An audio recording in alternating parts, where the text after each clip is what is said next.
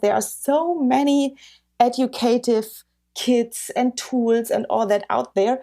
But what is really the missing link is this bridge to bring this nerdy stuff to all the kids equally. Technology will always be a mirror of our values and of ourselves as a society, but it's never evil itself or good per se. It's like what we make out of it. And I think this is really important to educate people and also kids and teenagers about that. And this is our purpose. So there is hierarchy, right? We are not missing any hierarchies, but it's just spread it differently. I think we are only flexible. Sometimes this is hard, but nobody has the same contract in our company. For me, this is a key to happiness factor for the team because, there are people who come in at 11 to the office. This would be my worst dream. I need to get up early. I need to work early because this is the most productive time for me.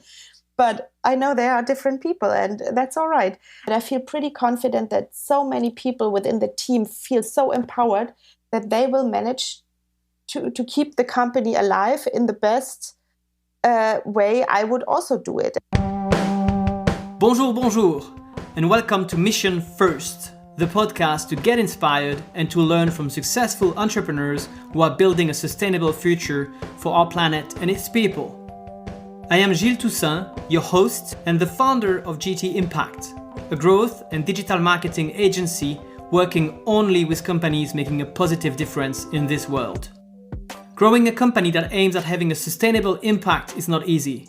That's why I created Mission First. In each episode, I interview one entrepreneur who has a sustainable mission and who has recently gone through the difficult first years successfully. Together, we discuss their challenges and what they have learned on the way. We go into detail with a specific focus on company culture, leadership, financing, growth, and business strategy. That way, you'll learn hands-on tips on how to build a better future and a successful company too. In this episode, our guest is Franziska Schmid, the CEO and co-founder of Junge Tüftler and the Tüftel Akademie. With her companies, Franzi and her team have taught technology through events, workshops and webinars to more than 25,000 kids and teenagers in Germany who have learned that way how to become young inventors. Franzi is a friend of mine and I was very excited to learn more about the successful growth of her company, but also because she has an inspiring vision of education and how her company should be developed in all transparency through a new organization system called holacracy. I was very curious to learn how they both share the CEO role with her co-founder Julia and how she quit her job to found her company while being pregnant. I was also very keen to learn more about how they used that holacracy system to develop the NGO in their companies to more than 25 employees, giving full transparency to the salaries and using that system to give ownership and power in the decision-making to all employees. If you want to learn about what flexibility and transparency might look like in the future of modern organizations, this episode is for you. Welcome to this podcast, Franzi. Thank you so much for taking some time for us today. How are you?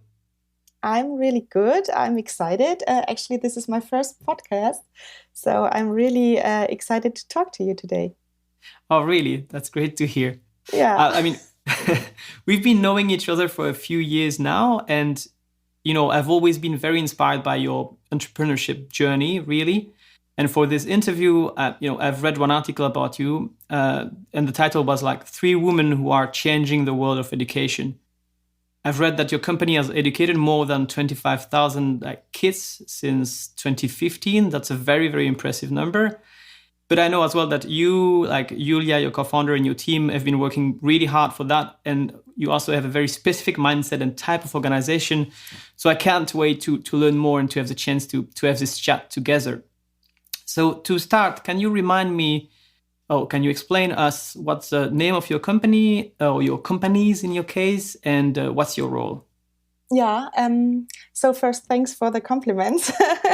I also enjoy talking to you about these things and exchanging thoughts with a lot of different people from different fields. Yeah. So maybe So our first company was founded in 2016. We started the initiative in 2015, but actually founded the company in 2016. It's called Junge Tüftler. This is quite a German name, but if I translate it word by word, it would mean like something like young tinkerers.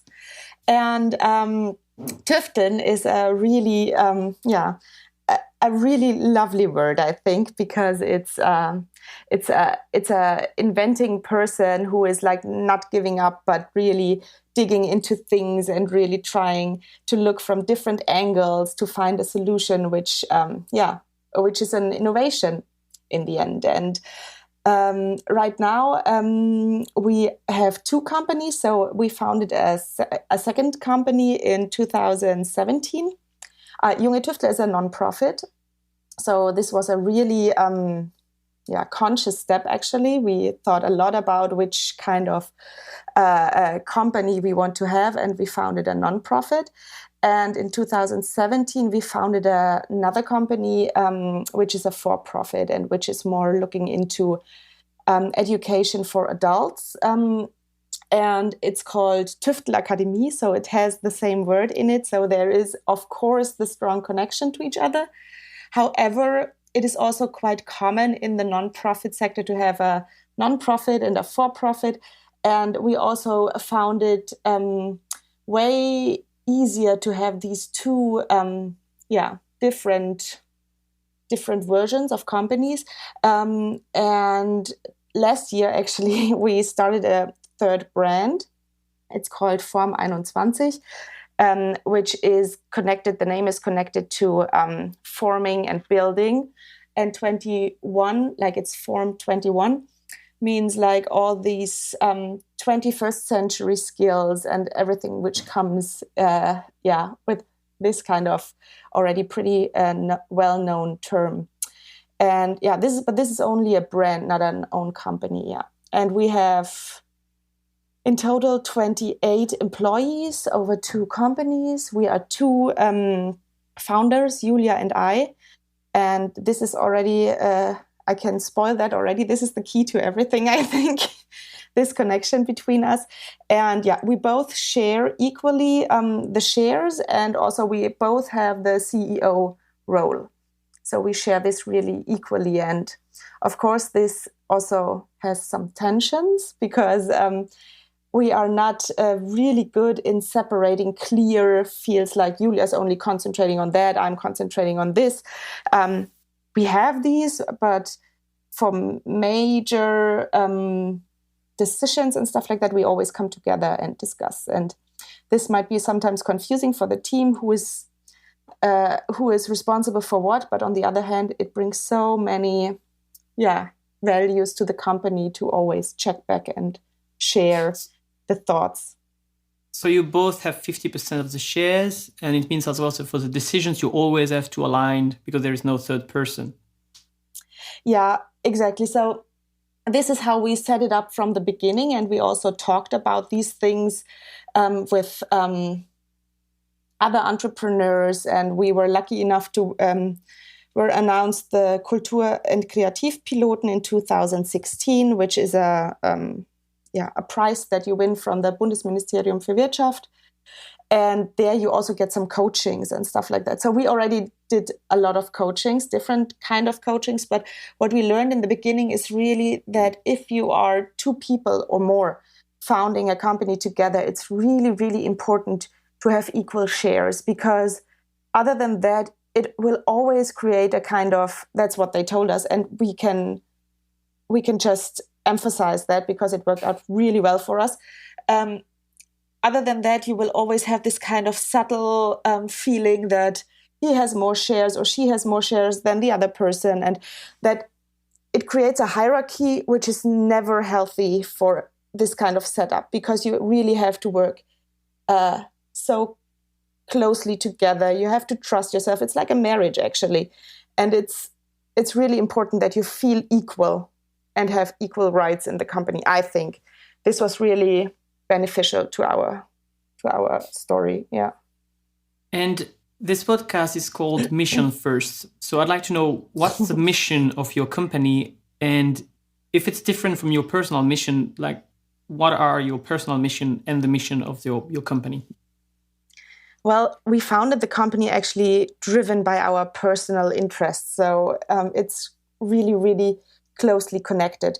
When we started the initiative, actually, Julia and I, we know each other from a former job at a big corporate. And then I went to work in an agency and she stayed in this big OEM. And however, we always wanted to do something together and we wanted to work together. And we started with this first workshop for kids, actually, exploring technology. And this was for Julia has a different story of telling our founding narrative. However, mine goes like that. I worked in this agency and we were half of the employees were designers, as I am, and half were developers. And I always found it super interesting what these developers could build and what this whole world is about and stuff like that. So I was really personally interested in learning more about coding and technology and all that. So what we did is actually we started to educate ourselves a little bit more because there are so many educative kits and tools and all that out there. But what is really the missing link is this bridge to bring this nerdy stuff to all the kids equally. Or back then it was more like for my personal interest. This is interesting. I can use this coding thing, which is built for kids, but I can also learn it through this Blockly-based coding app. However, I was not a mother back then, and I was like, okay, we work with kids, that's all right. But only by getting into this education field, I realized the big impact of education also at a very, very early stage of kids. And I have to say that our mission actually and our values didn't change so much over the years. So we spent a lot of brain work in the beginning in shaping these values and our mission. But my personal view has not changed, but is now way more aware of the great impact we can have and of the importance actually of the work we are doing. I was not aware of that when we founded that. It only, we did this workshop and then we did a camp and then we got to work with different companies and then we got to work with ministries and the Senate and stuff like that. And only then I realized the complexity of the whole education system in Germany, because it is quite complex, and also of the missing parts and of the how would you describe that? Where you have like, I don't know, where it's really failing. And you said you combine education, something very interesting, I think, on your LinkedIn, like about profile from the company. You said you combine education for sustainable development with education in the digital world. So can you explain to me what you mean by sustainable development in that case? Yeah, I'm happy to. So this is something the UN declared these. How many are there? Sustainable Development Goals 2030. How many are there? 17, I think. 17, 19? Yeah, exactly. Sustainable Development Goals. And I feel like this was really a game changer because before that, it was never so visible to the public that these are really the big issues we need to face in the future. And these are the topic actually people are interested in working on. However, we started with a very technology-driven focus. But technology is never enough for itself, right? It only is meaningful if you use it for a cause that really helps people. So I feel like this combination is really, the right way to understand how technology is used in a good way, like tech for good and stuff like that. So only if we use it for a cause that we really want to that we really want to make better in a way, we can use it in the right way. Otherwise, it's, of course, there is this whole research stuff where you have to do things only to explore technology more and the capabilities of it. However, if you want to use technology as a tool to shape our future, I think it's very important to always start, and this is also where I come from and where my heart as well is, this designer perspective. What do people want to have? What do we need to have? And then use technology in the way to shape it. Maybe it's a great tool to help us to shape the future. And I think also the whole AI discussion and all that, technology will always be a mirror of our values and of ourselves as a society, but it's never evil itself or good per se. It's like what we make out of it. And I think this is really important to educate people and also kids and teenagers about that. And this is our purpose. And so to explain to our audience, what are your two companies doing in a few words? What do you offer as service for the two, with the two companies? Yeah, so Junge Tüftler, as I said, was the first company. And what we did is we were actually, we were offering events. So we did project days, camps, workshops, makeathons, stuff like that. In order to get as many kids as possible excited about technology and about the possibilities. Today is the 26th of April. We are right in the middle of Corona crisis. So what we always emphasize is that we are not the key to only this knowledge, right? There's so much knowledge out there, and the people have to learn about how to educate themselves. And also we are offering, of course, a lot of digital scalable material, which is freely accessible from all over Germany and the world, of course, in order to educate and yourself and do projects at home. And so it's like tutorials, and you have working sheets and stuff like that. We are also selling Tüftel boxen, which are like little toolkits that you can get to your home, and then you can tinker with your parents at the kitchen table, on the kitchen table. And so these are the main the main action parts. So you offer workshops. So on one side with Junge Tüftler, you offer workshops to educate like kids and sometimes adults on site, and the Tüftel Akademie is the online workshops where they can also like use the workshops. Are all the workshops linked to these Tüftler box? I saw the videos that like with these boxes, the kids can use air balloons to control the keyboard or to make music on the computer, or like can make their own how do you say that, like game pads to play Super Mario on their computer. Are they all linked to this toolboxes, or are some of the workshops also, can they learn on their own online? No, they are not all linked to these toolboxes. Actually, most of them are not linked to the toolboxes because we are not a hardware producer. So these toolboxes only came by parents asking us or schools asking us, where do I buy that? And most of the time, if they want to realize a project, you need this microcontroller, you need this, I don't know, cables, you need this sensors and blah, blah, blah. So it makes sense to put it all in one box to make it more convenient for the end consumer, so to say. However, so Junge Tüftler is offering all these workshops and content and tutorials and stuff like that. And the Tüftel Akademie is really the platform where all this is delivered. And it is also the company which is looking more into this adult education. So we focus on, for example, we get a lot of interesting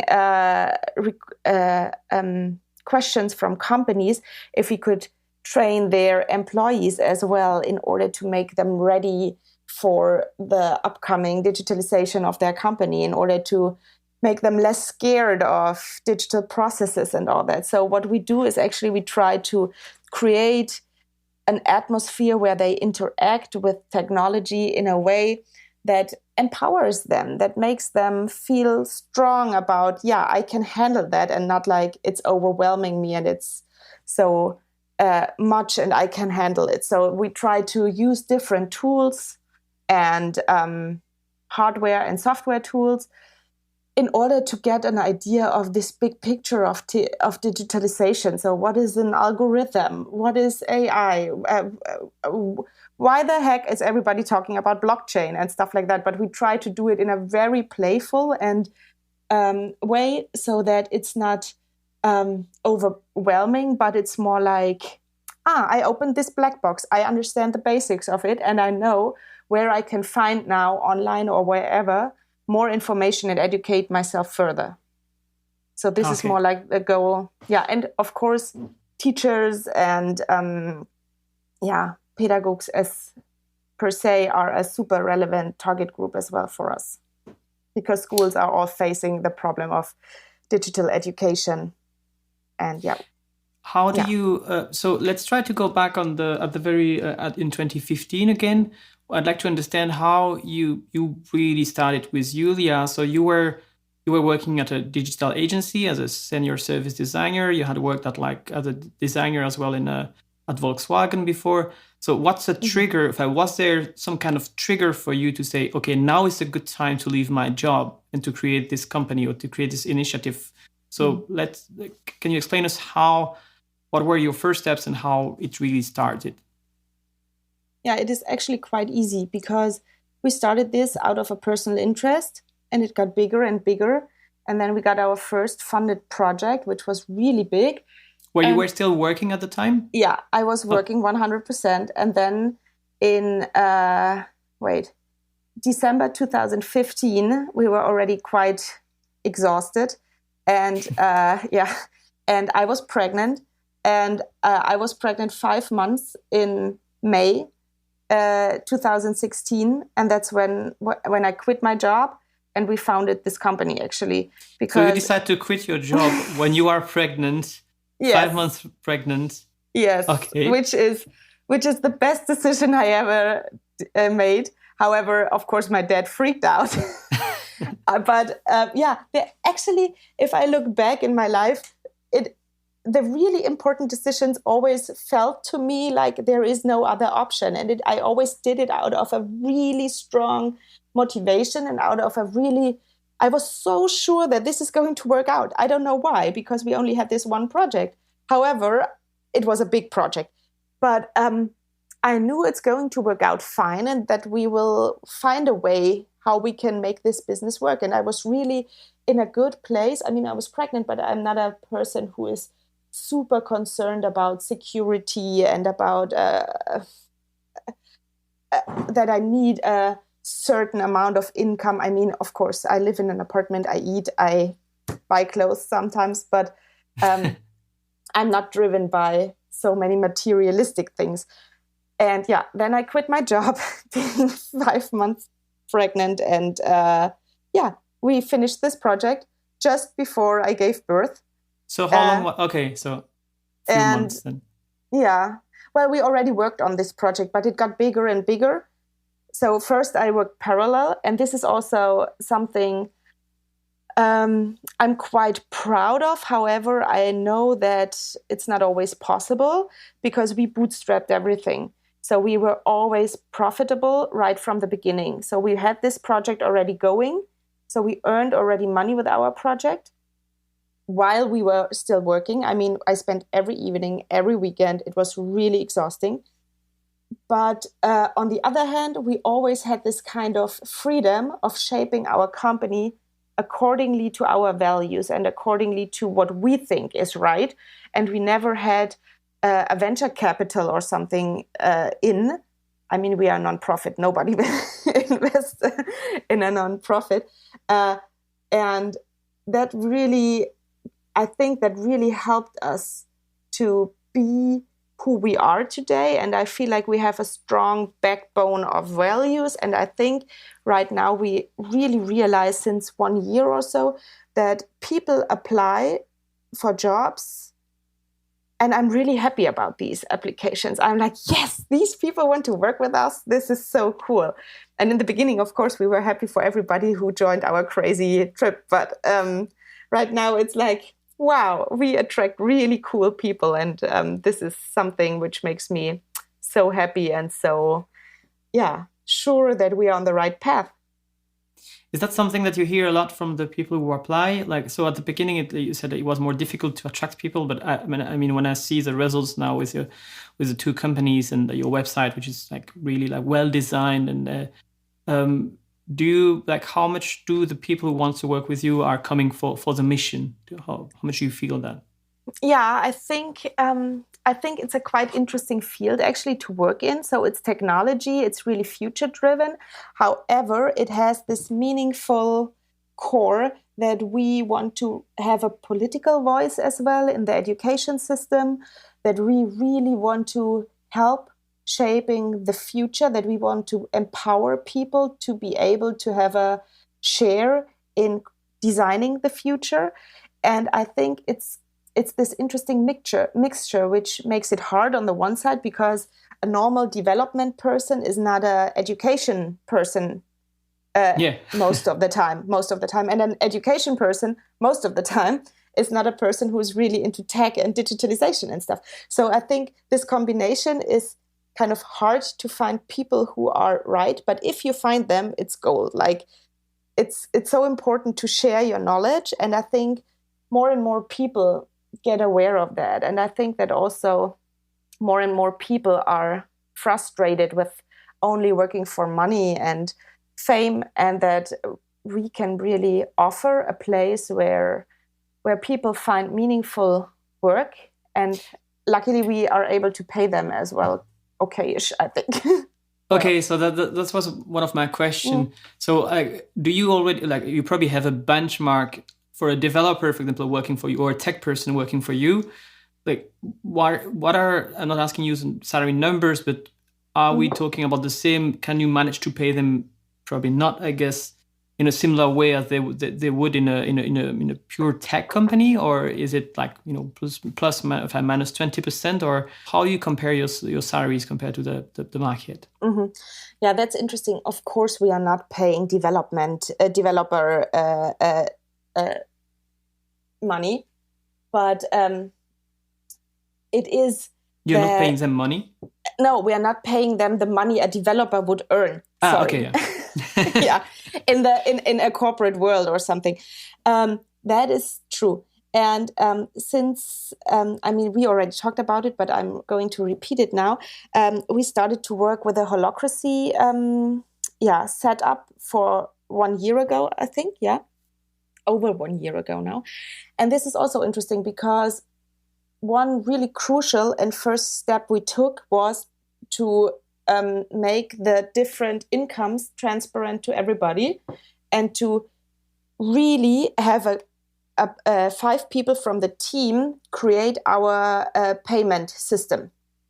So can you explain? Just take a step back, and can you just explain what is a holacracy to everyone? Because this is some word that I learned with you, and I'm not sure everybody knows what it is. Yeah, sure. So holacracy is a kind of organizational form where we try to share power. So it's not like a triangle form of the hierarchy, so where Julia and I are on top and we have all the major decisions, and then it dribbles down in the different levels, but it's organized in circles. And there are circles who have different responsibilities and also have different decision levels, so to say.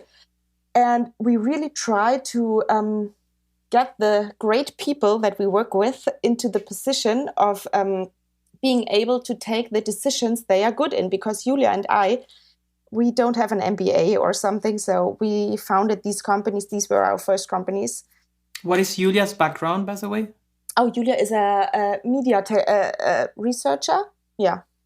Media researcher. Yeah, exactly. So not tech. No, well, she had some coding and stuff like that as well, because back then it was already in the curriculum. However, we are not business people, not at all. We are not technology people per se, I would say, or by our education.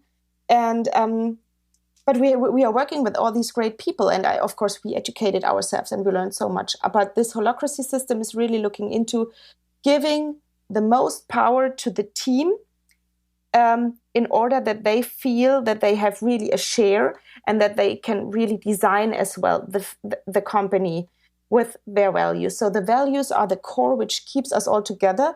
However, if somebody decides that we should open a new acquisition project or something like that, of course they don't have to ask me. If they think it's good and it's beneficial for the company, they can do it. And also knowing about how all these actions, personal actions, are playing into the value of the company, gives you such an entrepreneurial spirit, because if I spend my time now 2 hours browsing a website or something, the company loses money, and in the end, the money, everything is transparent, right?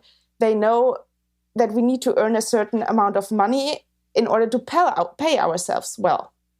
But yeah, this was really a crucial step, I think, and it's also not finished yet. We made everything transparent, like all our incomes, all our money. Yeah, things. Yeah. So I would love to dig actually into that because I think it's there are a lot of topics including in that.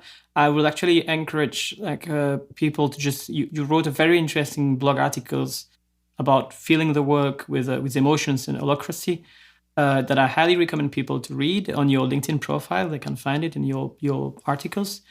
And so you said that there are 3 things that's part of this holacracy, is like transparent wages, independent acquisition of projects that one is interested in, and also transparency in accounting. So you were, before I cut you off to explain what holacracy was, you were talking about accounting and wages. Let's focus on that, and then we can talk about how it actually works for the acquisition of projects. So how does it work with the transparent wages and your transparency in accounting? You were saying you had 5 people who are actually working on this accounting part. So yeah, exactly. So they created a system which is organized in different steps. So you have horizontal lines and vertical lines. Horizontal lines is engagement level, so how much responsibility do you take?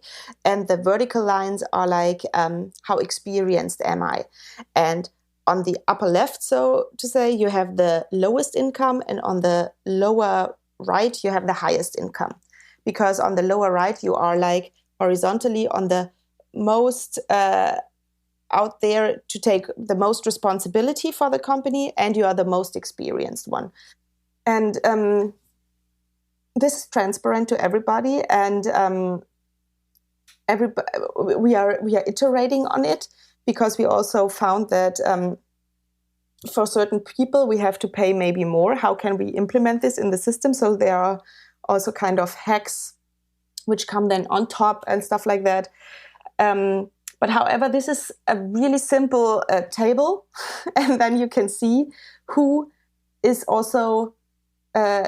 in which category, and then you can estimate how much who is earning. And also Julia and I are implemented in the system, because we are a non-profit. We are not allowed to pay us boni and stuff like that in the end of the year, right? So we live by our wages. And so is it transparent? Does it mean that all employees know how much you earn and how much the other earn? Yes. Okay. And how do you evaluate? So you have these 2 axes. One is the experience. One is how much engaged they are with the company. Mm-hmm. How do you evaluate? Let's start with the experience. How do you evaluate the experience of 3 different people? Well, the experience is actually a kind of easy way, because it's a calculation thing of what is your education and how much years of experience do you have in other companies. Mm-hmm. And then there is this kind of calculation thing which tells you in the end which category you are. I think it's more interesting to talk about the engagement level, because this is also where you jump really quickly hire in higher wage categories. So we don't emphasize so much the experience level, which was really important to me, because I think not so much experienced person who is really giving everything he or she can be way more beneficial to a company than somebody who is in the field for 10 years but just not motivated or something. But still, we wanted to, of course, emphasize that you invested in your education and stuff like that.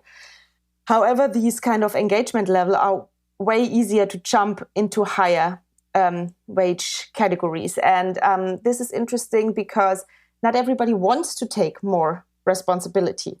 So there are people who are happy to actually stay in a lower responsibility category, and therefore are also okay with, that I'm not earning so much more, but it's also maybe not so stressful or something. And that is fine. And that is what I really enjoy about this system, because you can switch between the categories. You can go up and down, not like within a month, but whatever your situation is. How often do you review these, like the where you are and where the people are on this graph?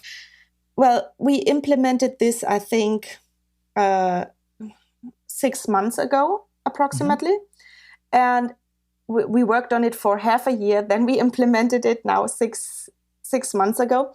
And what we did is everybody did a self-evaluation. And then there was a team of 5 people who talked with you about your self-evaluation and kind of leveled it out. And then we had conversations. And this is also a very interesting part to holacracy, because there are, of course, personal tensions coming up, because maybe somebody thinks, oh, I'm not taking so much responsibility. And the team thinks, oh, you are taking this responsibility. Don't be so shy and don't be so humble. Go for it. And of course, there's also the other side where people think they are like the super performer, but maybe the team of 5 is like, maybe you were a little bit self-confident here. Let's talk about this. And this is also something which really needs to be coached and which needs to be moderated by a person who is not in the company. So we have this clear the air meetings, which is super important in order to tackle these personal tensions which come up. And in order to talk about that, because the team and the happiness of the team is in the end the core of our efficient and long-lasting work. And so we invest a lot of time and money into these kind of work to make the team really happy. And of course, we are not always happy. We are fighting and we are discussing, but it's important that we agree on our values and that these tensions help us to learn how we can get better, and not that they are like breaking us apart. And how have you, before asking you that, let's talk about the second part. How there is a part about like responsibilities and accountability. And you said, for example, everyone can acquire some new projects without asking you anything. How does that work? Do you have an example of that? Yeah, this was only an example, right? So everybody is involved in all the company structure things. And acquisition was only one example for that. However, if you ask me about an example, like in the beginning, Julia and I, since we are the founder, and still we are kind of the most visible faces, I think, of the company, we acquired most of the projects. And I feel like bringing in different people and our team growing, we had so many interesting inputs from different colleagues. One is, for example, curating a movie festival on her free time. The other one is producing really, really great music. The third one is organizing some hackable makeathons in her free time and stuff like that. And all this is so valuable and rich. And what we learned is that these people, of course, talk to way different people than I or Julia would talk to. And that we open up, of course, and that we try to motivate them to acquire projects, which also which are super interesting to them, and it fits into our company actions. And there's, I think, nothing more satisfying than you bringing in your own project from your own background and working on that within your company and getting paid for it. This is kind of, for me at least, this is like my dream job, right? I'm doing this every day, and I feel so lucky about that I can do that. So does this happen a lot right now? Like, you studied that about a year ago. Like, do you have an example of project that came in, and how, like, do you accept all projects? Do you, like, is it no question asked, or how do you evaluate then, the resources that would be needed for that, like, projects, and if you have them? Well, we have quite different projects. Maybe I need to explain how how our business case works a little bit in order to understand that, because we are a non-profit, so we have a very creative way of business case, I think, because we never, or at least this is our goal, want to have the kids or the parents of the kids pay for the events, because we want to make it open for every social level and for everybody to participate in our events. So we don't have a direct B2C business case. We always have a cross-financing way of getting our projects paid. And we work with companies, for example, who are paying our projects from the CSR or HR department. Corporate social responsibility. Yeah, exactly. Department from their HR department, from their digitalization or IT department. So this is like a classical project. They pay, they have clear expectations, and we work on the project. Do they pay as sponsors, or do they pay, as sponsors for an event that you suggest them that is not even related to the employees, or is it, do they pay to organize that for the employees' kids, for example? Yeah, both. So it's very, very different. So I think what we are really good in is tailoring these kind of events according to our clients' needs. And of course, we do events for kids of employees, but we also do, like, more in a sponsorship way projects, like the CSR department wants to invest in education in the region they are located in, and they come to us and we develop together a kind of project. And sometimes it's also like we have a cool idea of something which we really want to do, and we go out and try to talk to people and try to find companies or other foundations and stuff who are interested in that and who want to fund us. So so this classic project work is one core part of our work. Then we have this, we work a lot with foundations. And we also work with kind of governmental structures, because education is a governmental responsibility.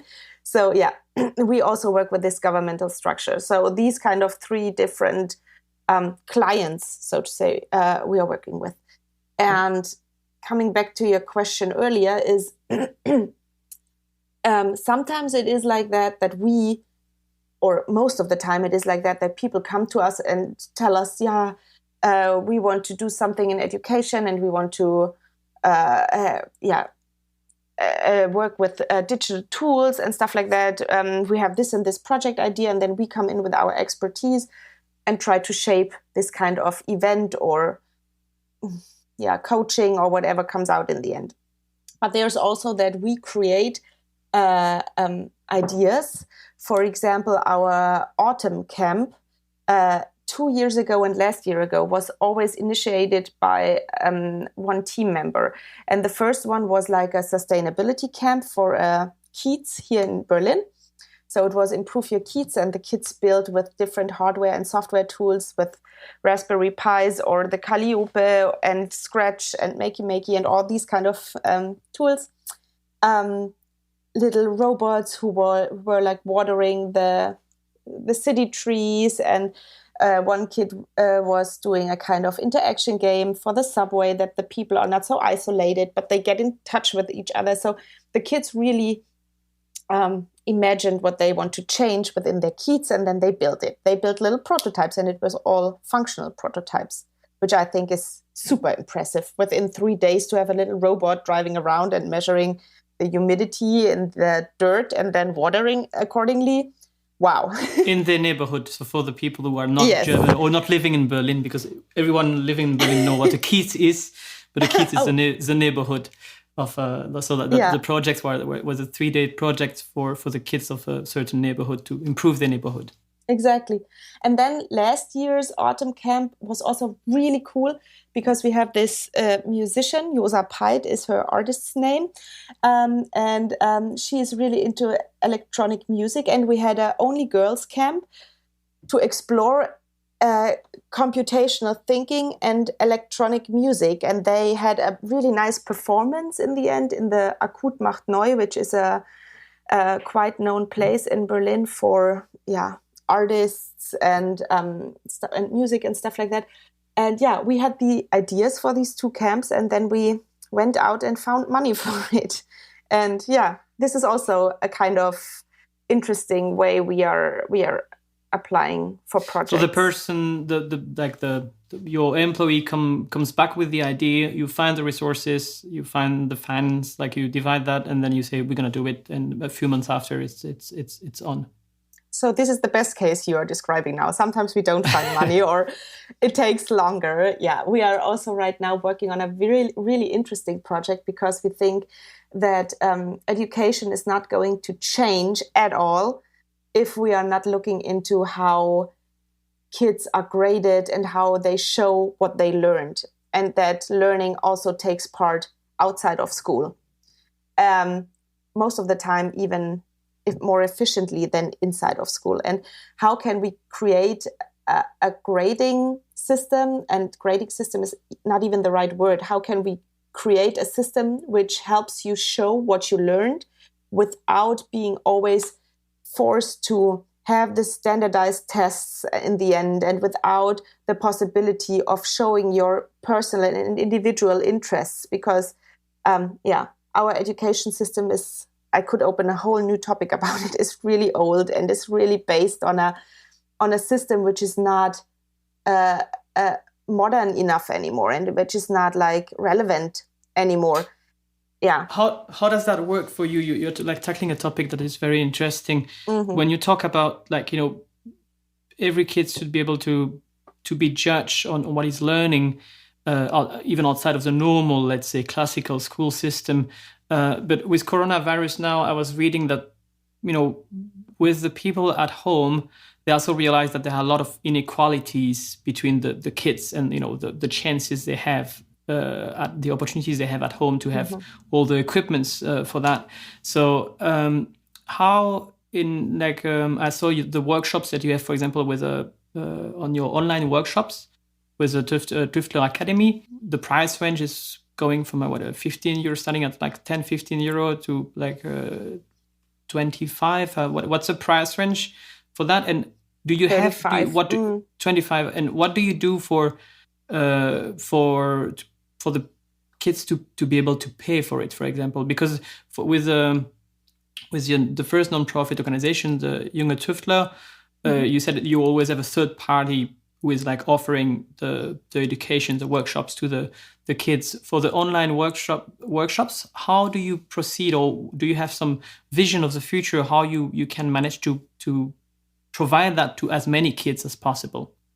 Yeah, definitely. So first of all, what we always do is everything we create, all the content we create, we put under a CC license. So once it's out there, it's free accessible for everybody. What's a CC license? And it's shareable. Creative Commons license, which is a license which is quite, it's like an open source license, but for educational content. Okay. And then you can share it and remix it and stuff like that. However, Corona put us, of course, in a situation where all our events went down from 1 second to the other. And we started with these online workshops. And this is interesting because, of course, it is a new business case for us. And as I said before, this was never our goal to charge the kids directly for the classes they are participating in. However, right now we need to do this in a way to explore if this works or not for us.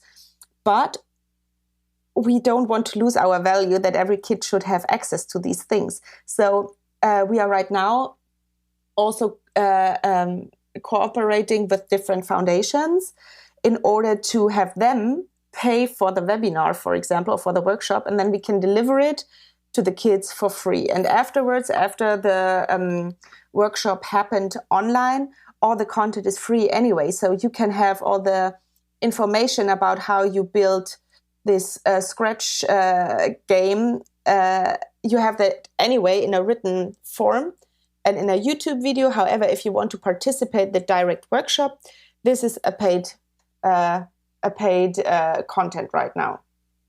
Yeah, and we are trying to cooperate with foundations in order to make it free as well, because this is important to us. So I should connect you. Do you know Lubomila Jordanova from Plan A? No. And then I should connect you to her. Like, it was the first interview of our first episode of this podcast, and they are offering a platform to help companies be more sustainable. One of the thing they offer us in that is, this carbon offset, when you can actually pay for that. And I wonder, so the companies who cannot improve some of the things to be more sustainable cannot actually pay for some projects that are selected by Plan A and that are contributing to a better environment. So this is basically also doing what you are mentioning here, is using third-party companies who want to compensate or to offer to do some good by paying for that, and maybe you can actually be part of the projects. That's something I don't know, but I will connect you to Bomilla. She's a great person to meet. Super interesting. Yeah, because education, I think in Germany, I don't know about Belgium actually, but in Germany it is really that everybody expects, of course, everybody expects the state to organize the education system, which is right, I think, because that ensures that everybody has the same chances to get an equal education. However, on the other hand, the system is super slow and is old and not innovative enough in order to keep up with the current developments. So I think what we need to learn is that it is an issue for the whole society, and to innovate our education system. And of course, the state needs to innovate their education system, but also parents play such an important role in the education system. And how can we support parents as well to be as supportive as possible without being overwhelmed and without having this how do you say that, without having this segregation, is that the word? Mm-hmm. Segregation, yeah. Even more that it depends where you come from in order to understand where you can go educational wise, and to also have companies help improving the system, because they are looking for employees afterwards. And I understand that in Germany it is important that no companies come into schools and brainwash our kids, if I put it on a really extreme level.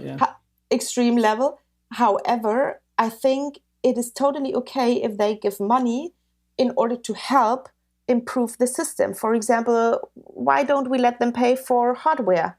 Why don't we let them pay for initiatives like ours? Because there are so many great education initiatives out there to help the system, the school system, the federal system, innovate even faster, because they can do it on their own. I think it's such a historical and fixed system, but there are so many innovative companies out there just like ours, and I think to help them bridge within school learning and outside of school learning even better, that would be a really crucial step. And also then to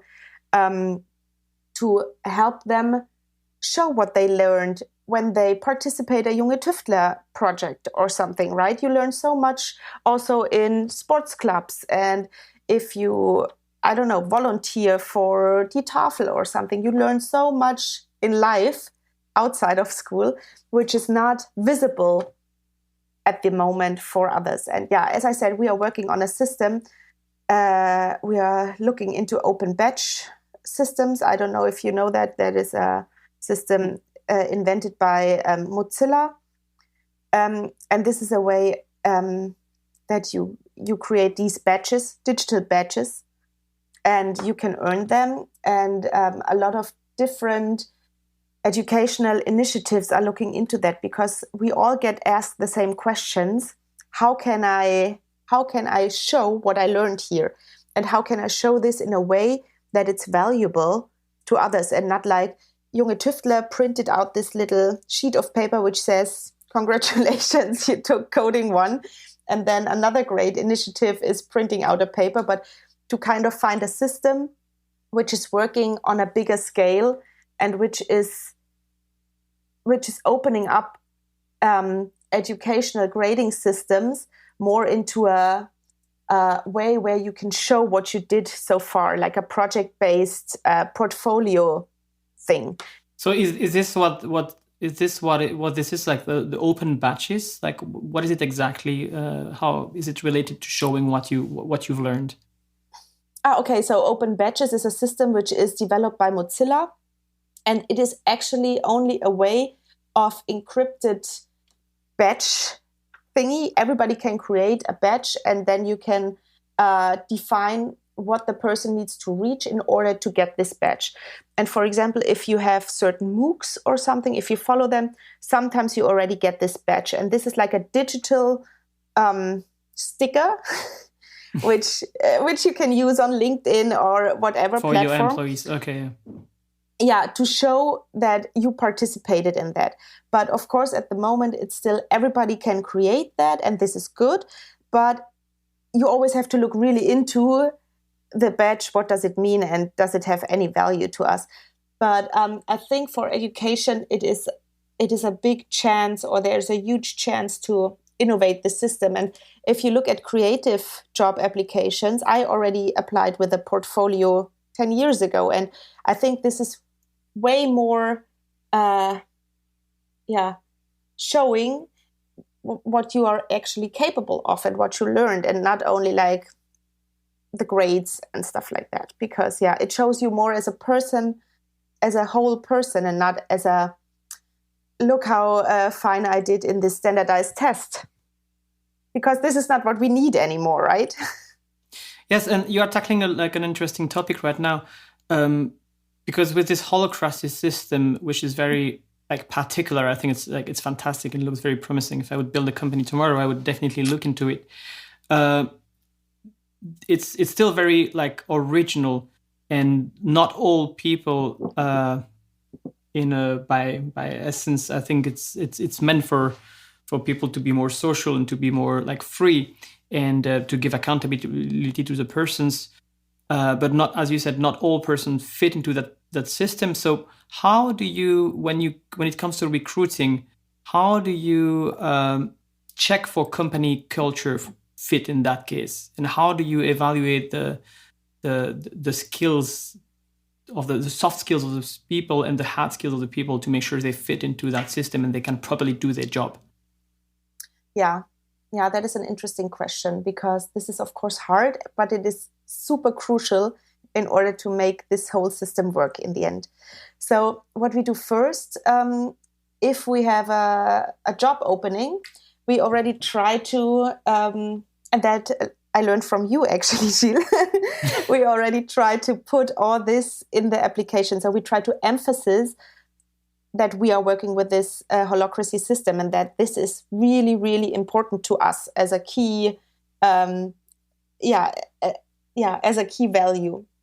And then we try to already use the wording within our job description that is looking into this, you want to take responsibility, and I don't know, our team is so we try to emphasize on our team culture and all these kind of things. And then we have if we get the applications, when we get the applications, we have a structure, a system, which is actually supporting the team to be an active part in the process. So we have two interview levels where we have different people talking with the candidate? The candidate, yeah, with the candidate, and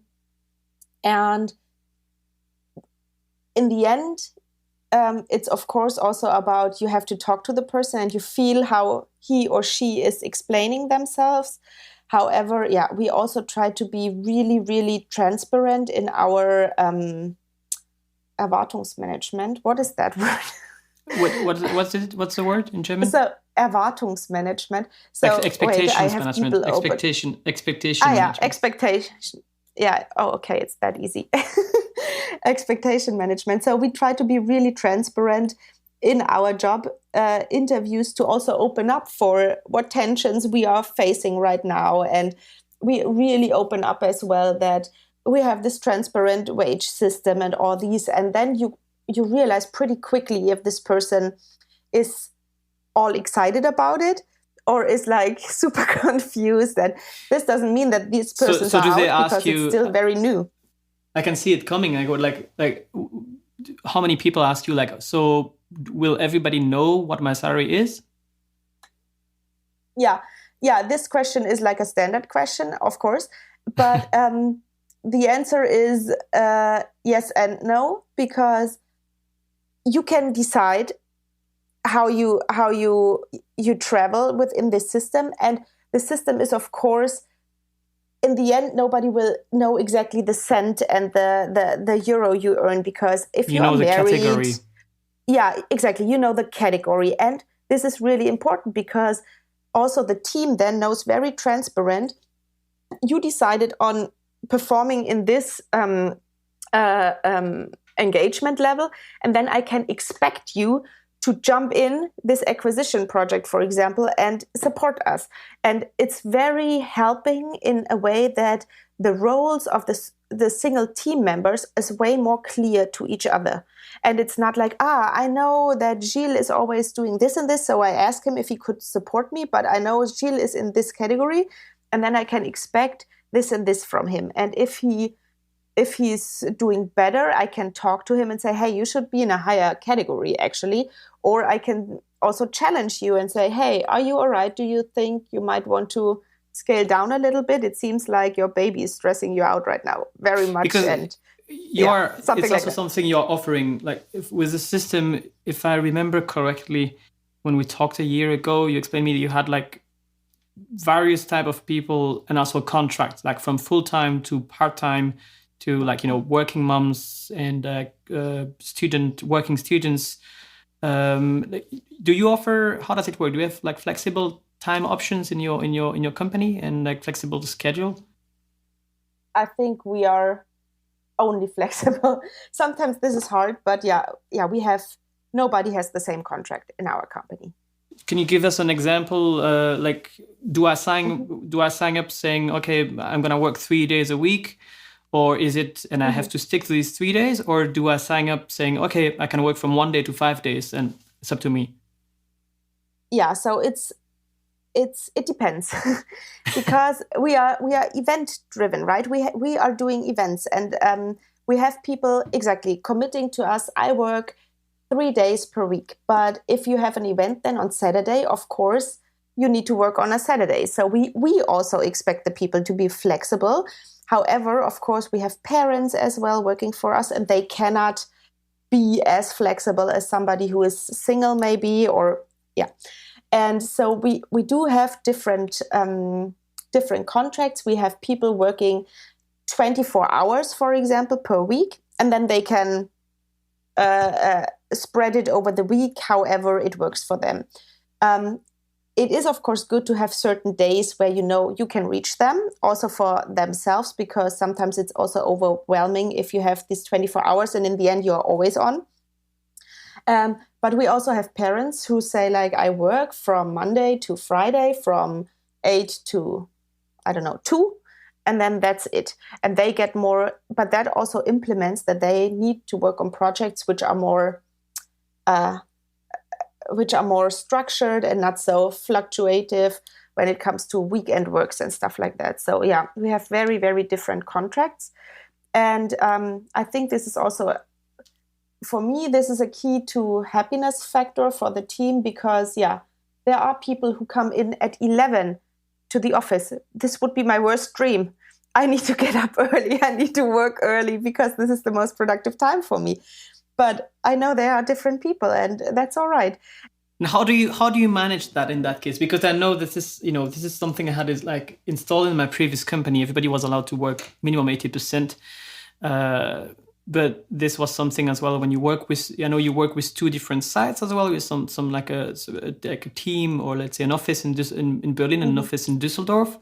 What are the tools you are using to manage all that? And how do you make sure that like people are aligned on when there is a meetings, or when can I book a meeting with you and everything? So sorry, so it was a lot of different questions. Maybe one question is which tools do you use, and how do you manage to get all the people working together at the same time when they need to?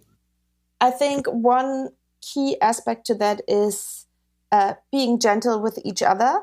I think that means, to me, we are offering a lot of flexibilities, and we are really open-minded about that, but we also expect then that the people value that, and that they are also trying to be as flexible as possible.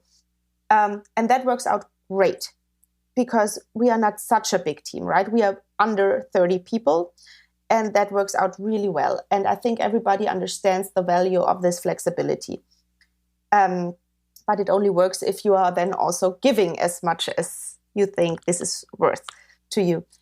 On the other hand, we use, of course, all the different project management tools. Like of course, there's email. Then we use Slack I use Slack for most of my communication with the team. We use Asana for acquisition projects, project management, all that kind of stuff. We use Google Drive, so the G Suite, for our day-to-day work on documents and stuff like that. We use Glassfrog, which is a tool for our holacracy management system, where you can see who is organized in which circle and who has which responsibilities and stuff like that. And yeah, what else do we use? We use a contact management tool, which is called HubSpot, where you can gather all the contacts from all the different people. So we put a lot of emphasis in sharing knowledge and trying to make knowledge within the company as transparent as possible. And of course, we have several meetings, but what we also learned, we had one team meeting per week till 1 year ago or something, where everybody came together. And this is just not working anymore, because not everybody can know everything, and not everybody needs to know everything, and this is just waste of time. So we are now, we split it up into different, this also comes with holacracy, that the circles have different meetings, and I don't need to be in every meeting of that, but the acquisition meeting, for example, is happening at this certain time, and it repeats regularly, and that works fine for us. And can people decide to jump into a meeting when they want to? For example, you have these acquisition meetings.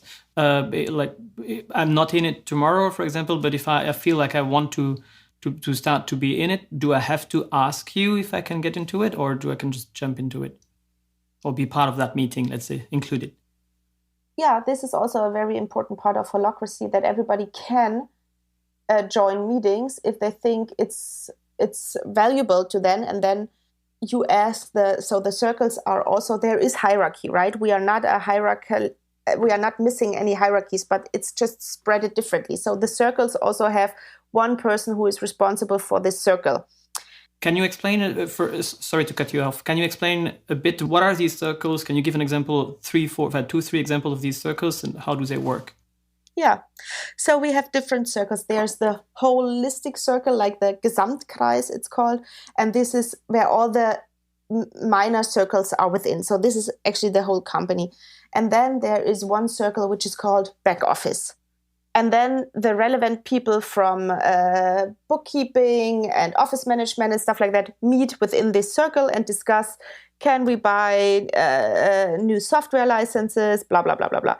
Then there is one circle which is called project management. And only the project managers sit in there and discuss acquisition, discuss cash flow, discuss project status and which project needs to be more taken care of or something like that.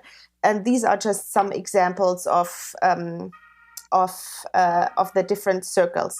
And Julia and I are definitely not in all the circles, but we are in some with our roles. And then we are not there as Julia and Franzi, but for example, in the project management role circle, I would be in my role as I am responsible for acquisition and I am responsible for strategic finance planning.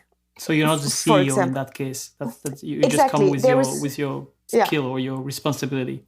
Yeah, with only the roles I have within this circle. And of course, I can always ask the responsible person of this circle. So there's this one lead link, it's called, and he or she is responsible for organizing this circle. And then I can ask, for example, the back office circle, hey, I have an issue. Can I join your meeting next week? Can you please invite me? And then this person has to invite me. So yeah, it's open. And I can also apply for different roles. I can also say, this role is not relevant to me anymore. I want to leave it. Somebody else should take it. All that is possible. So it's highly flexible and it's adaptable. And I think in the end, it will always, so we will never be done with all that. So it's always growing and developing and changing. And this is interesting, of course. But yeah, this is also pretty, on the one hand, it feels like very new way of working. On the other hand, it feels like, yeah, actually, this makes sense. It's also not so new. What is the hardest, or what was the hardest in implementing holacracy or in general in your company? So holacracy. So I think the hardest is that we realized on our way that it is a process that is never finished, right? And this is good, but it doesn't feel like, okay, now we implemented holacracy, check. No, it's always like you have to learn so much in the beginning. And I think in the beginning, it was also really overwhelming to a lot of people because it has all these rules and it has all these set up things. And you need to do a lot of work in the beginning to define all the roles, to define the circles, to learn about the rules and that the meetings are different and stuff like that. So it feels kind of, oh God, we are forced into the system now. And I think the curve goes down first and the frustration. And then you are like, only then you are like learning not learning, but you're experiencing what the benefits really are. And you need to invest first. And I think that can be really frustrating. But how did you overcome that as a CEO leading that? How did you overcome that? How did you manage to keep the people motivated? We had a lot of discussions actually about that and if we want to quit working with holacracy at all. And Julia and I always felt very strong about this is the way we think that a modern company should look like, and that these are the values that we want to work with all these people.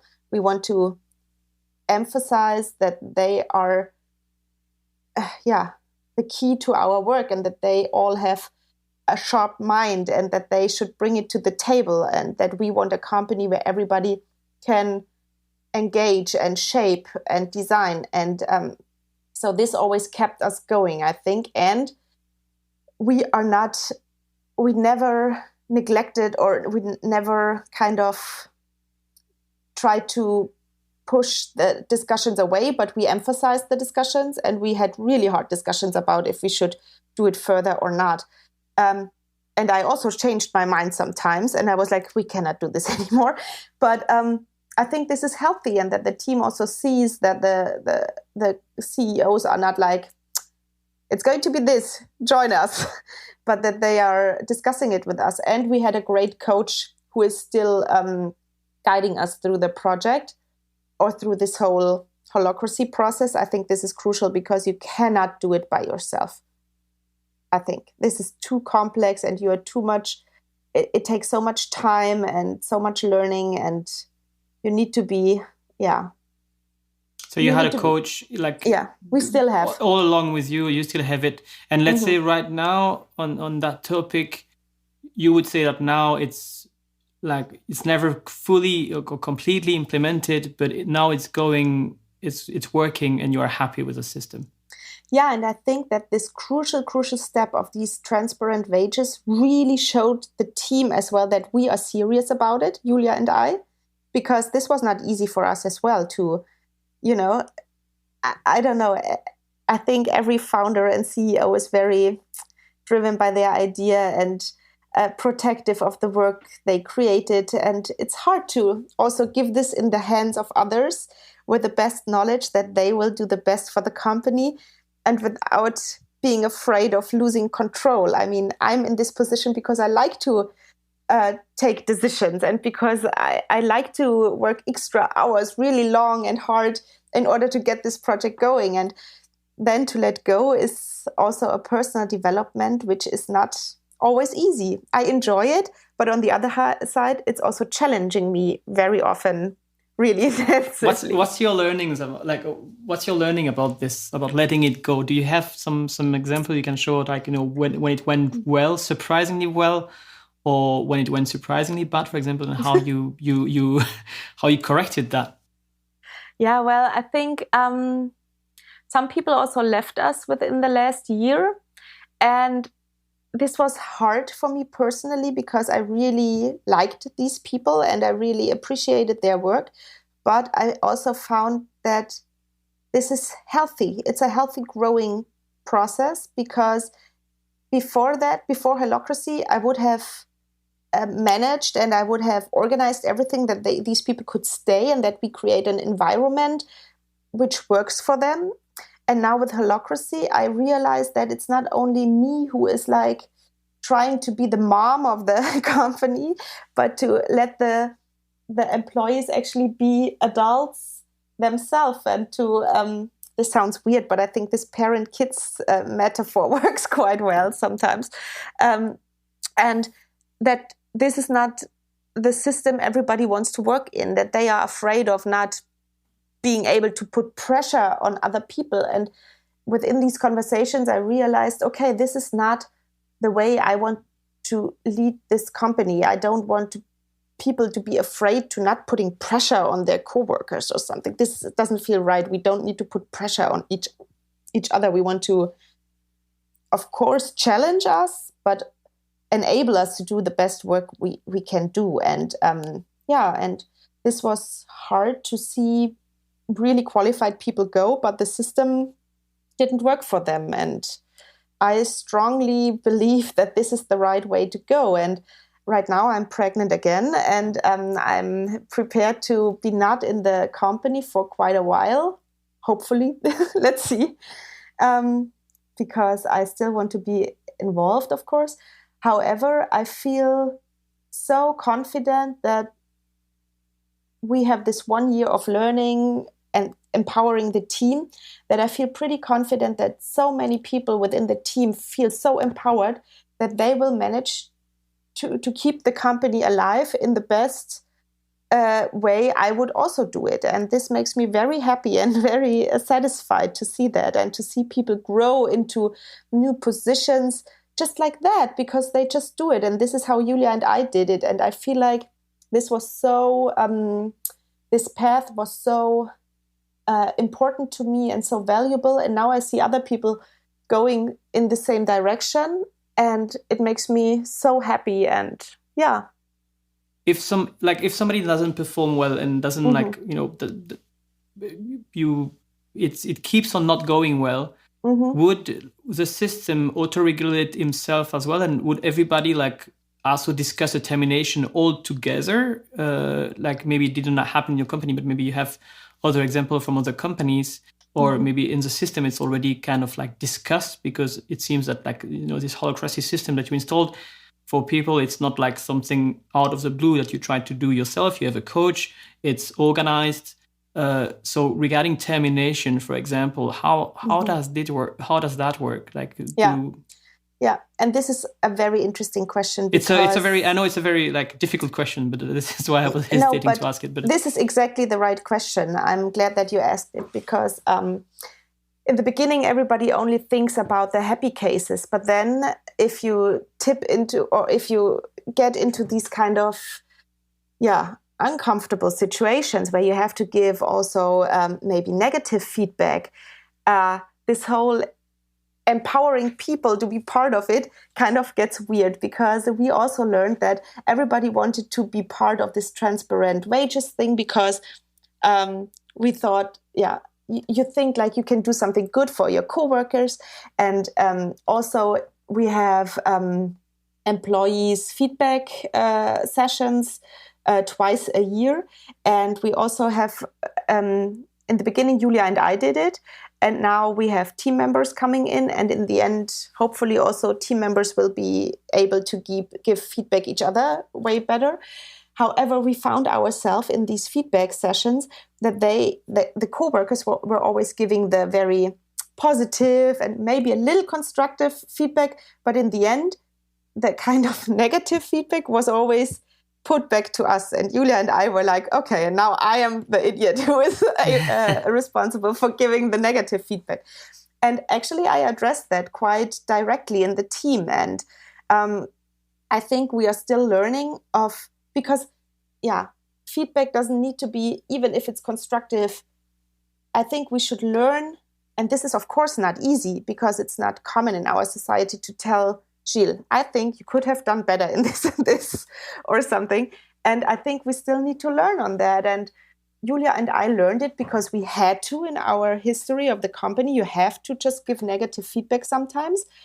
And I feel like it needs to be understand that it can help you grow as a person to be able to deliver feedback, but also to learn how to take this feedback. And I think this is very important for all of us.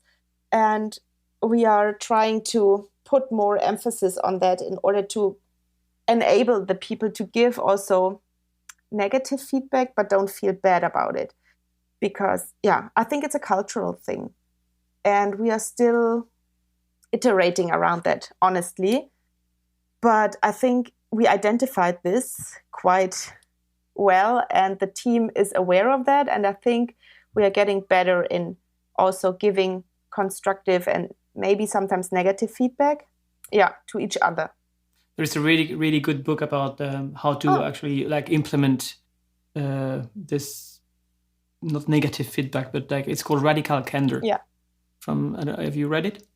No, what? Radical Candor. It's a really good book where from an ex-employee at Apple and Google, and she really explained how to foster a culture of improvement feedback in the company. Yeah. So and I talked to a friend who worked for BCG, Boston Consulting. And there, this was interesting because they have a really, really, really intensive feedback culture in different levels. And you get feedback all the time, and also negative feedback. But on the one hand, there is a lot of, without explaining it too much, on the one hand, there is a lot about this continuously feedback thing, which I don't like. But on the other hand, it also helps you to not take it so personal, and that to understand that feedback helps you grow. And I think this is a society thing which needs to change and which needs to be improved on. The more often you do it, the more like easy people like are used to get it. Yeah, and also the how is playing such an important role. Of course, yes, of course. Yeah. And to go back to the question, did it happen at any time that one time that you had to terminate someone, and was it a group decision in that case?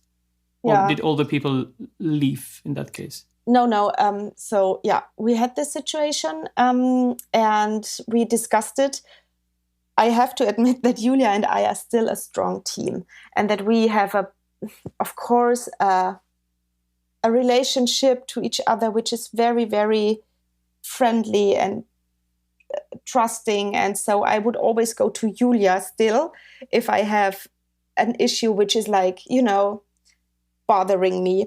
But then I also we discussed that, and then we also talked to different people who have the right roles, because there is, for example, a hiring and talent development role, which is not only filled by Julia and I, but also by a team member. There, I talked to another person who worked directly with her on a project, and we discussed, and that also helped me or us, Julia and me, to understand, is my picture the right one? Do I see it correctly, or do I miss something? And this is very, very valuable, because sometimes you are in like, this needs to be like this, and if this person doesn't do it the way I would do it, then this is bad. And this also helps me to step back and look at the situation from a more objective way. But yeah, in the end, we kind of separated, but in a really caring and friendly way, because I like this person as a person. However, if the work doesn't fit, it doesn't mean that that the work per se is not good, but it doesn't help the company right now to develop in the direction we need to develop, maybe. Yes. And and there is nothing bad about that, I think. No, I mean, that's at the end of the day, it's always easier to say that it's for the good of everyone when sometimes something really doesn't work. Of course, I personally think that it's a job of like the CEO and the whole company to try their best to keep everyone, but sometimes when it doesn't work, and then people like decide to leave by themselves, or sometimes you have to push that, unfortunately. Yeah. The time is running. Like I told you, it's never gonna take an hour 40 minutes, but we're actually almost there. Here we are. Maybe let's say entrepreneur, the part about like being a mom, and you're gonna be a second time mom soon.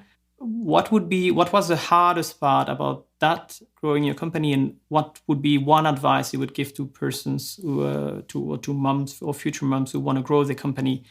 Or start a company, actually, and being a mom? Well, I think the most crucial thing is that you and your partner are working out well, because my husband is like, back then we were not married, but I sometimes I understand all these social media discussions about feminism and all that, but I am personally in this very luxurious situation where I would say we live a very equal parenting life, and this helps me a lot to do the work I love, and to understand that the work I do is also a big part of me and of my happiness. So I feel never responsible for taking care of the family by myself. This is really important. Also, the team I'm working with is very, very supportive and understanding, and I'm also not a person who is like taking off now half a year and then coming back. I never had this kind of wish.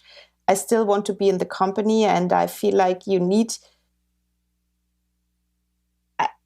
I feel like so connected to this mission and vision of the company that I don't want to sit at home and only do my mom things, which I love. I love being a mom. However, at the same time, I need to work on these projects because it makes me happy, and it makes me, strong, and I don't know. So did you take a real, like, how long was your real, like, say, break without touch base with the company? And after that, during the first year, what was your schedule like? Did you have one day? Were you working one day per week to catch up, or was it a few just only on Slack? How was it working for you? Well, I think there is no. I never decided to have one of these rules. Somehow, I think It depends, because if I would listen to myself now in a podcast, I would think, oh my God, this mother is neglecting her motherhood things, which is stupid, I know, but we all grow up in certain expectations, and it's hard to kind of distance yourself from that sometimes and check back which mom am I and what is actually good for me and my family. However, I feel I was always in contact with the people in the company, and I will hopefully be able to do this as well now, because I'm interested in the people I work with. I would call them friends rather than colleagues, because we are under 30. I know everybody. I have a real personal interest in everybody. And I'm super interested in taking business decisions as well right now. So with my first child, it was like, I think I had the first meeting after giving birth, 3 weeks after giving birth. This was weird. However, it was only one meeting and the baby was sleeping. So it is not like I'm working constantly then. And what I also realized, how friendly people also were bringing my baby to work. And he, for example, loved to be carried in this baby carry thing, which you strap around like it's a backpack, but in front, and you have the baby in there. And he slept 4 hours in this thing. And I was standing in a meeting and doing these weird little bouncing movements. And he slept for 4 hours, and I was in a meeting. And it was all good. He was happy. He was close to me. I was happy because he was there, and people were so understanding. I didn't expect how easy it actually can be to bring your baby as well to work. Was it a meeting with a client or a meeting with your team? No, it was a meeting with a client, actually. However, I also experienced quite different things, because we have big corporates working with us, and there this would be a no-go somehow. But we also have the possibility to work with other initiatives and stuff like that, and there it's not a problem at all. So it's a cultural thing which needs to change also in our societal expectations, I think. And yeah, I had a lot of great experiences around that, actually. And I felt very supported by my team, by my husband, by the system, and by the other initiatives we are working with. And yeah, and then you have to realize when a tipping point is reached, because this kid is, of course, getting bigger and more awake and more interactive. And we switched, I think, parental leave when Julius was 7 months, because he was so awake by then and he wanted to interact a lot. And this was a good time actually for us to switch. And then my husband went on parental leave, and I could focus on the job more. And yeah, and also my flexible work times. I am able to decide, hey, this morning we need to go to the doctors. Of course I want to be there, and of course I want to see what's happening. And then I work maybe in the evening. I'm not bothered by weird working hours in the night or during the weekends or whatever. I think, yeah, your own flexibility is a very important thing, and your own flexibility also to shape your picture of which mom are you, what is your parent, or what is your picture of you being a parent, and also to I don't know, to change that maybe, because I grew up in a very traditional. My mom stayed home till I was 6, and I grew up in Bavaria and all that stuff. But yeah, also actually Corona I'm kind of grateful for this situation, because I spend really a lot of time with Julius at home now, because he cannot go to Kita, and my husband just started a new job. So I was staying home, and I enjoyed it a lot, and it was a great time. But on the other side, I also understood how I miss work and how hard it is for me to missing out.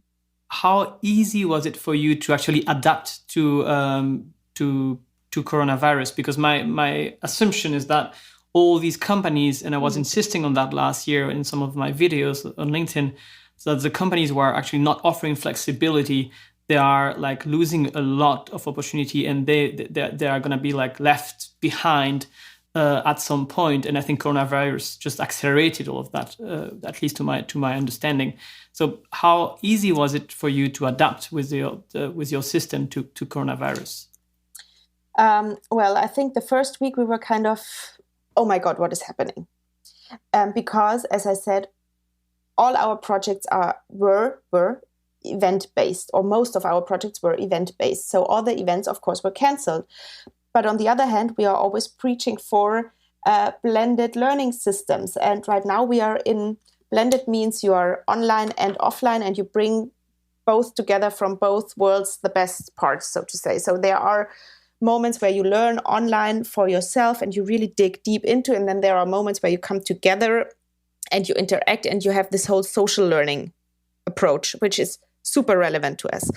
However, right now, I feel exactly the same. We are in an accelerated process of improving our game when it comes to digital learning. And I feel like this is a societal experiment we are all in, which would never be possible without Corona. So I'm also kind of thankful for that, because everybody now is forced to explore it without too much doubting it in the beginning. And of course, it's not all good. I totally agree. But in the end, right now, we have the chance to reflect on that and to understand what works actually well. And of course, we want to meet, we want to be together. And I cannot wait to have my social life coming up again. However, I feel like we should spend more time right now on reflecting what can we learn from the situation, which helps us in the future to be more prepared and to not have all the systems shut down, and to also empower people to see it as a democratizing, is that a word? Democratizing, as a democratic tool, actually, that digitalization helps us to educate everybody around the world equally. And yeah, I'm super excited. And we kind of, we as a company feel that we are accelerated working now on our digital offer as well. And this makes me so happy, because this is exactly the right thing. And we did it before, but now we do it with all our forces. And this is so also you're cool. Taking advantage of the situation. Yeah, well, I mean, of course, we are also struggling because our classical and traditional business cases are kind of mixed up now. But I feel like this is a huge chance for us. And this is also a huge chance for the whole education system. And I would love to see more strategic things going on, and not only like, oh, we fix here a little thing and we fix here a little thing, but more like, on a more political and strategic level happening. Good. Thank you very much for your time in general today. As I said, there are so many things I would like to discuss, but I won't take too much of more of your time. Just finish with a final question that I ask at all interviews. Mm-hmm. What's your favorite question to ask candidates during a job interview? Oh God, these questions are all hard. I have so many questions to the candidates, but most of the time, I think that it boils down to what are the values you are basing on your, or why did you apply here? What are the values you share, and what are the most interesting things for you want to see in your future work? Maybe, yeah, I guess. So, what are your values? Why do you want to work here? Yeah. And an easy one, what is one book you would recommend for the entrepreneurs who are building, a mission-driven company like yours? I just read this really nice book, Alles könnte anders sein, von Harald Welzer, which is do you know it? It's a positive... Everything could be different in English. Yeah, I guess. He's a German author as well. I really enjoyed it because it put so much emphasis on the positive things in the world right now. And he's also, in the really end of the book, he is showing like different initiatives who are value-based working and who are showing how we can change the world in a good way, and not only emphasizing our attention on the negative things who are like happening right now, in order to be able to act and not be in this shocking, unmovable situation. Great, thanks. What would be one podcast or one blog or influencer you would recommend to follow? Oh, there are so many, but I was really into a Zigzag by Manoush Samarodi and her co-founder, I forget her name, Jen something.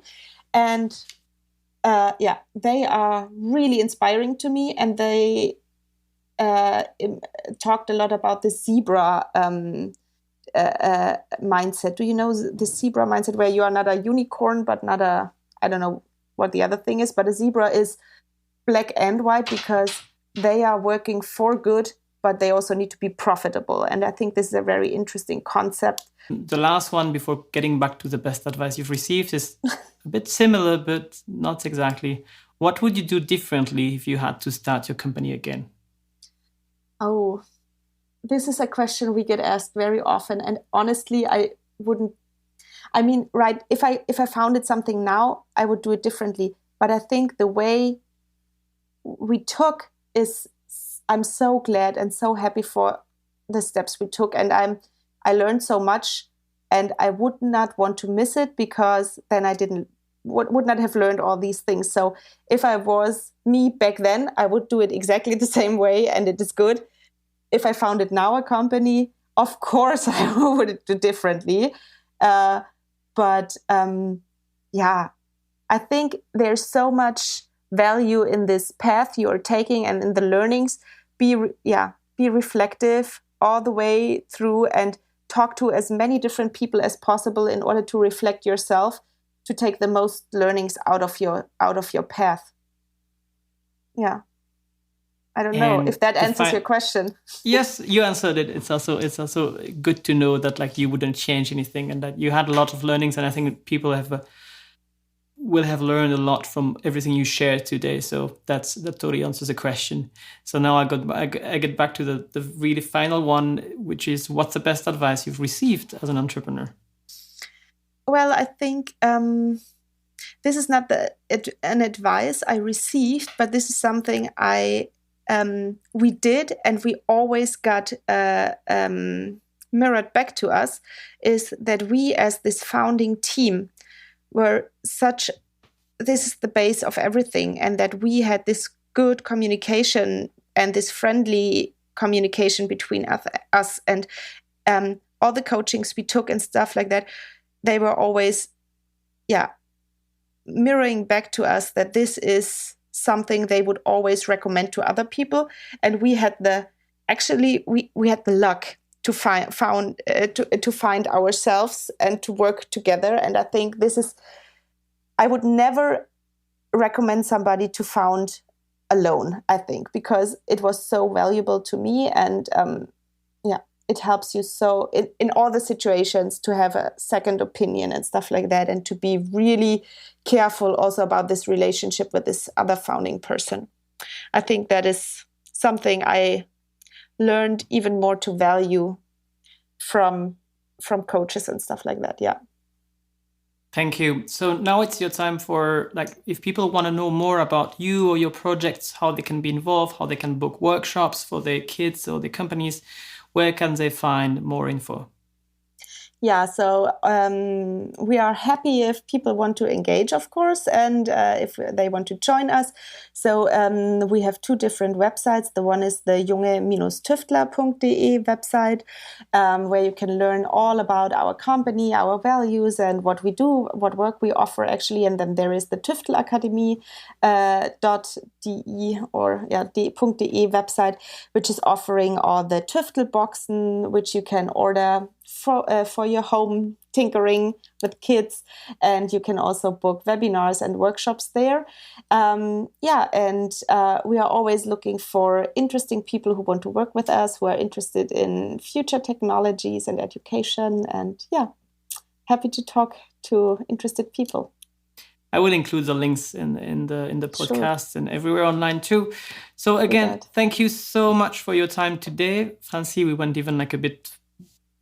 we exceeded the time we had planned for that. So thank you very much for sharing all of this. I've learned a lot, and I wish you all the best with your companies, and have a nice Sunday.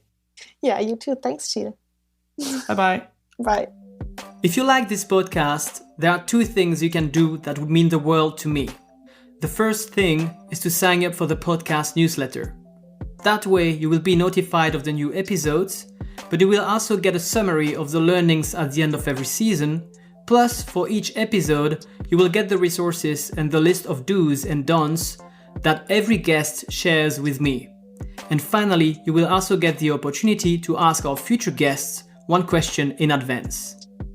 You can sign up for this newsletter on gtimpact.com. The second thing you can do to be super helpful is to recommend this podcast. For that, you can write a review on Apple Podcasts and share the podcast with your friends, other entrepreneurs, and people trying to build a sustainable future. That way, we can all learn together and work on a brighter future for us, our children, and our planet. Thank you very much, and see you next week for the next episode. Have a nice day.